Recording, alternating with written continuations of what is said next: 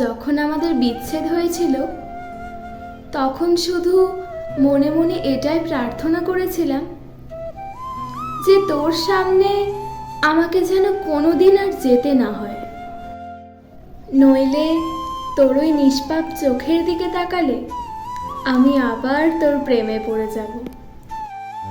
তোর ওই চোখ দুটো এতটাই নিষ্পাপ যে আবার হয়তো তোকে জড়িয়ে ধরতে ইচ্ছে করবে, আবার হয়তো ভালোবাসি বলতে ইচ্ছে করবে, আবার হয়তো রাতের পর রাত তোর কথা শুনতে ইচ্ছে করবে, আবার আমাকে তোর প্রতি দুর্বল করবে।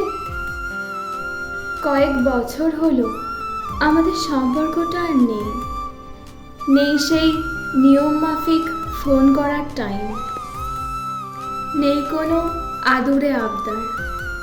যেটা থেকে গেছে সেটা হলো আফসোস, যে আফসোস আমাকে প্রতিদিন কুড়ে কুড়ে খায় আর বলে কেন তোকে ভালোবাসতে গেলাম, শুধু বন্ধু হয়ে থাকলে কি খুব খারাপ হতো?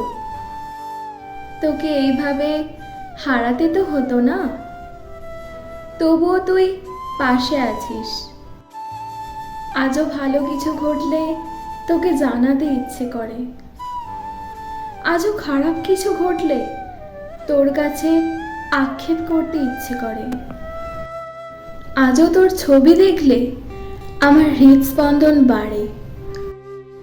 দূরে চলে গিয়েও তুই আমার পাশে থেকেছিস, এখনো ভালোবাসিস, সেটা হয়তো মুখ ফুটে বলতে পারিস না, কিন্তু এখনো ভালোবাসিস যে সেটার প্রমাণ এখনো দিয়েই যাচ্ছিস।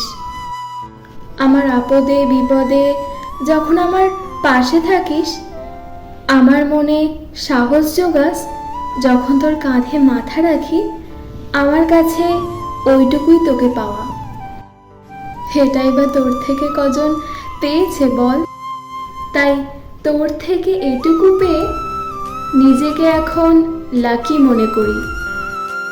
অনেক কষ্ট দিয়েছি একসময় তোকে, তাই তোকে ভালোবেসে এইটুকু পাওয়া থেকে নিজেকে আর বঞ্চিত করব না।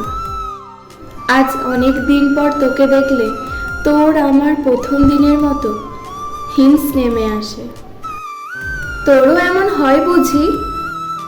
আজও আমার হোয়াটসঅ্যাপ স্ট্যাটাসগুলো তোর জন্য দেওয়া হয়, তোরগুলোও কি আমার জন্য দেওয়া হয় বুঝি?